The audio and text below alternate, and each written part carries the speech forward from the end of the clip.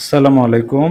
এই পর্যায়ে আমরা দেখব কিভাবে আমরা বার চার্ট ব্যবহার করব এবং বার চার্ট ব্যবহার করে বিভিন্ন বিভাগের পারফরম্যান্স আমরা উপস্থাপন করব। যেমন আমার একটা কোম্পানিতে ধরেন এইচআর ডিপার্টমেন্ট আছে, সেলস ডিপার্টমেন্ট আছে, আইটি ডিপার্টমেন্ট আছে, ফিনান্স, মার্কেটিং এই ডিপার্টমেন্টগুলো আছে এবং তাদের স্কোর দেওয়া আছে।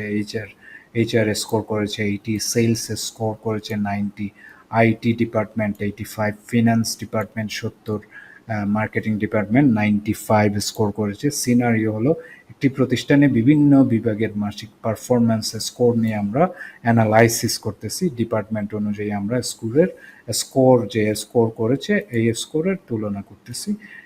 তাহলে আমরা ইনসার্টে যাব। ইনসার্টে গিয়ে আমরা বার চার্ট ইউজ করব।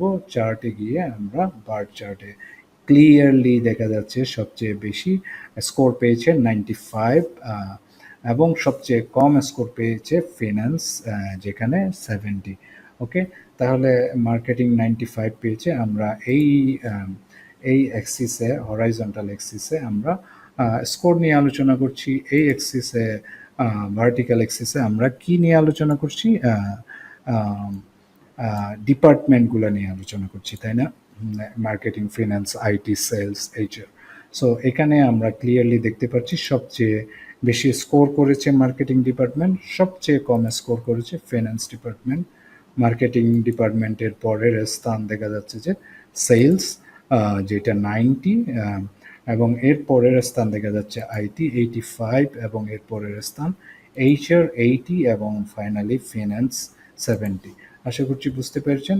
নেক্সট ভিডিওতে দেখা হবে ইনশাল্লাহ। আসসালামু আলাইকুম।